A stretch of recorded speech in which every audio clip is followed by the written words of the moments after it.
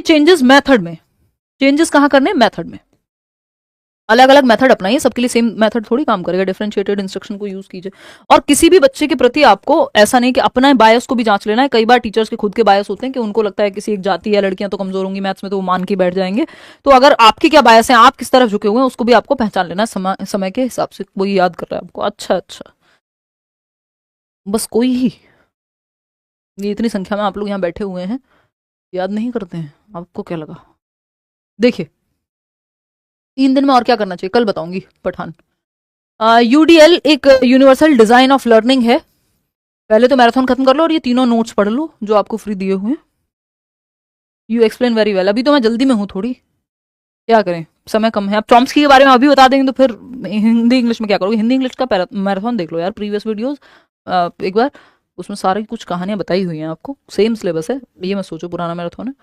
Universal design of learning यानी सबके लिए एक डिजाइन है लर्निंग का, जिसमें अलग अलग मेथड, अलग अलग आकलन के तरीके, सपोर्ट अलग अलग लोगों को दी जानी चाहिए। तो एक अच्छा मेथड है यूडीएल, बस ये ध्यान रखना, यूनिवर्सल डिजाइन ऑफ लर्निंग सार्वभौमिक अधिगम का एक तरीका मान सकते हो आप।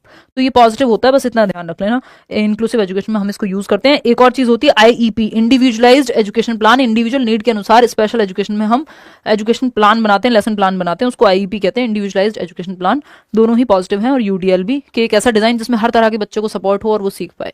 ठीक, इंडिविजुअलाइज्ड एजुकेशन प्लान यही बताया अभी। व्यक्तिगत शैक्षिक योजना, बच्चे की नीड के अनुसार आप अलग अलग लेसन प्लानिंग कर सकते हैं। सेग्रीगेट किसी बच्चे को नहीं करना है, यानी अलगाव, यानी प्रकृति के नियमों के खिलाफ है अलगाव।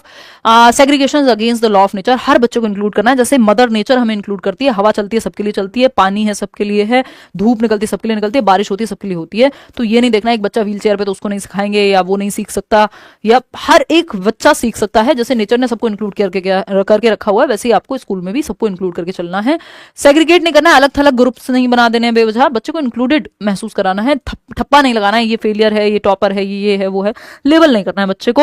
एक्सक्लूजन नहीं करना है, सोशल एक्सक्लूजन अलग थलग कर दिया, बाकी बच्चों से अलग बिठाएंगे, ये करेंगे, नहीं, ऐसा कुछ नहीं। कि एक बच्चा है जो व्हील चेयर पे आता है, एक बच्चा है जो उसको देखने में दिक्कत है, इन सबको आपको अपने मेथड में चेंज करके आपका जो इंफ्रास्ट्रक्चर है उसको चेंज करिए। कि जहां जरूरत है आपको क्या करना है कि बच्चे को आप कहें कि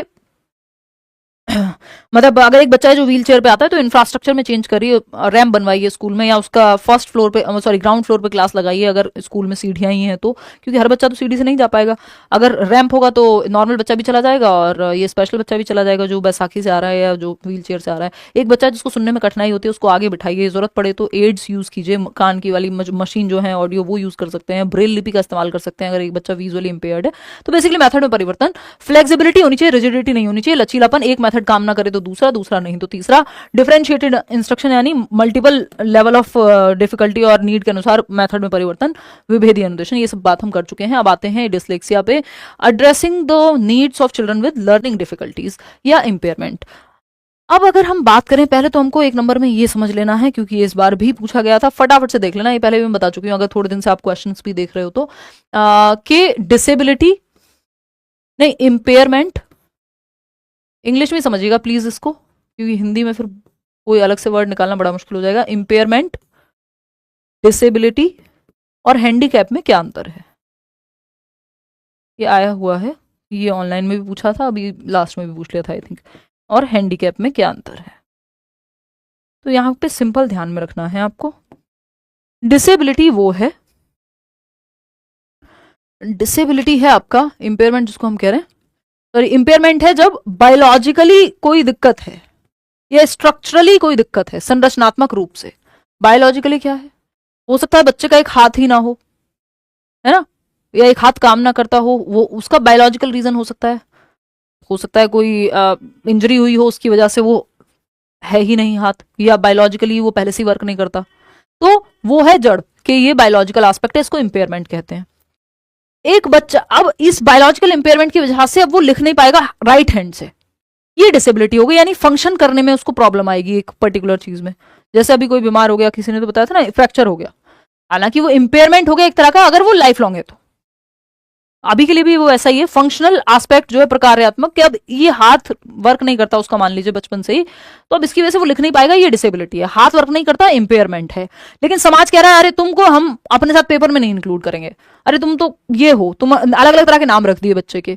तो ये हैंडीकैप है जो समाज बना देता है हमें। सीख तो हर एक बच्चा सकता है। तो ये सोशली अगर हम देखेंगे तो सोशल एस्पेक्ट में हैंडीकैप, डिसेबिलिटी जिस बायोलॉजिकल प्रॉब्लम की वजह से बच्चा फंक्शन नहीं कर पा रहा वो। तो ये तीन मुख्य अंतर हैं। आते हैं लर्निंग डिफिकल्टीज की बात करते हैं, या लर्निंग डिसेबिलिटी। एवरेज बच्चे को भी हो सकती है, एवरेज आईक्यू वाले बच्चों को भी हो सकती है। जरूरी नहीं है कि आईक्यू जो है अगर कम है तभी डिसेबिलिटी होगी। डिसलेक्सिया की अगर हम बात करते हैं तो ये रीडिंग डिसऑर्डर है, पठन संबंधी विकार है। बच्चा बी को डी पढ़ता है, 100 को वॉज पढ़ सकता है, गॉड को डॉग पढ़ सकता है, 9 को 6 पढ़ सकता है, यानी पढ़ने में उसको समस्या होती है। वो तारे जमीन पर याद कर लीजिए। ईशान अवस्थी। डिस्ग्राफिया, ग्राफ का मतलब है लिखने से संबंधित। राइटिंग डिसऑर्डर, इन बच्चों की राइटिंग आपको पढ़ने में नहीं आएगी, इलेजिबल होती है, पढ़ने योग्य नहीं होती है। तो ये डॉक्टर वाली राइटिंग हो गई एक तरह से, मैं मजाक में कहती हूँ। तो ये डिस्ग्राफिया यानी ग्राफ मतलब लिखने से संबंधित प्रॉब्लम। डिसकैलकुलिया, कैलकुलेशन से संबंधित मैथमेटिक्स में दिक्कत आएगी, डिसकैलकुलिया। मल्टीप्लिकेशन में, एडिशन में, इन सब में। डिस्फेजिया होता है भाषा को समझने में दिक्कत आएगी, लैंग्वेज कॉम्प्रिहेंशन में। डिस्प्रैक्सिया क्या है भाई?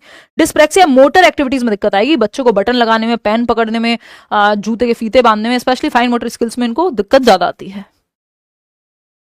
हिंदी इंग्लिश मॉक तो कराएंगे भाई, अभी वो कंप्लीट हिंदी या कंप्लीट इंग्लिश जो भी बच रहा है वो करा देंगे। एडीएचडी, क्या हो गया उनको? एडीएचडी है attention deficit hyper activity disorder. Attention में कमी हो जाती है, टिक के बच्चा एक जगह नहीं बैठ पाता है। तो इनको पार्ट्स में तोड़ सकते हो, टाइमर दे सकते हो बच्चों को, है ना। कोई प्रॉब्लम है अगर बड़ी तो, या जो भी टास्क है उसको पार्ट्स में डिवाइड कर देंगे, क्योंकि ज्यादा देर तक 30 मिनट नहीं ध्यान लगेगा, बट 5-5 मिनट के 6 स्लॉट बना दो, फिर टाइमर दे दो ताकि वो थोड़ा सा मैनेज कर पाए खुद को।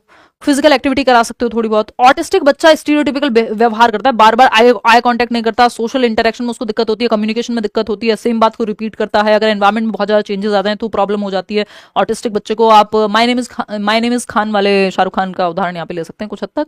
अगर मैं सही से, कोई कह रहा है आपको डिस्कैलकुलिया है क्या? अभी आपको आईक्यू निकाल के दिखाया था इतना प्यारा सा, है।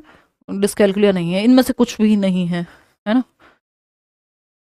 एडीएचडी भी नहीं है, जो कि आजकल कॉमन ही हो गया। मतलब मैं हंस ले रही हूँ क्योंकि मुझे लगता है कई बार कि यार शायद एडीएचडी है क्या, बट वो मतलब नहीं है। अब इसका पूरी कहानी बतानी पड़ेगी आपको क्यों नहीं है, मतलब मैंने डिस्कस किया था किसी के साथ।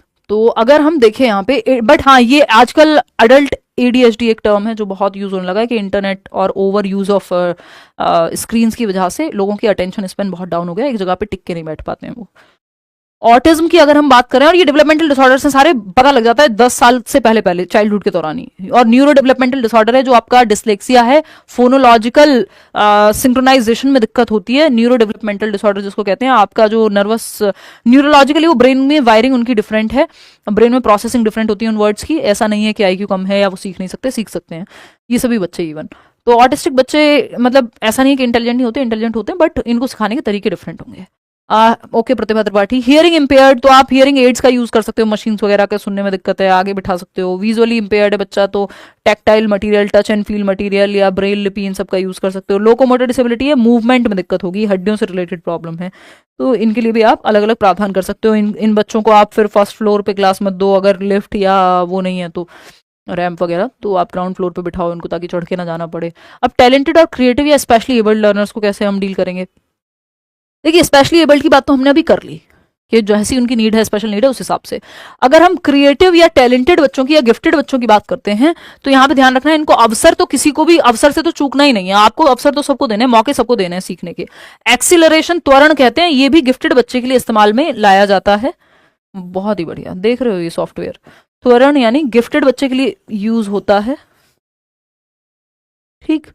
एनरिचमेंट यानी एक साल में हमने 2 कोर्स कर दिए, स्पीड बढ़ा दी बेसिकली आपने पढ़ाने की।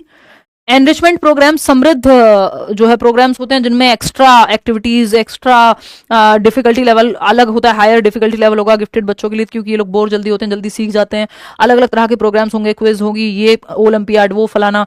तो ये एनरिचमेंट प्रोग्राम समृद्ध, ये भी आपके गिफ्टेड बच्चों के लिए होते हैं। क्या चल रहा है ये? एकोमोडेशन फॉर ऑल, हर बच्चों को एकोमोडेट करना, समायोजित करना, ये तो हमें पता ही है, चाहे वो टैलेंटेड हो, ये हो, वो हो। चलिए खैर, गिफ्टेड बच्चे 3 प्रकार के होते हैं, उस पर हम बात कर चुके हैं, लास्ट यूनिट है, एकदम खत्म बात आपकी। अब इसके बाद इससे कम समय में कैसे ही पूरा सिलेबस कोई करा सकता है, मैंने पूरी कोशिश की है कि फटाफट से टाइमली चीज़ें, बिल्कुल काम की बात, क्योंकि हम रिवीजन कर रहे हैं, पहली बार नहीं पढ़ रहे हैं हम, पहली बार भी पढ़ रहे हैं तब भी समझ तो आपको आ जाएगा। देखो जेंडर बायस और जेंडर स्टीरियोटाइप में डिफरेंस मैंने बताया। स्टीरियोटाइप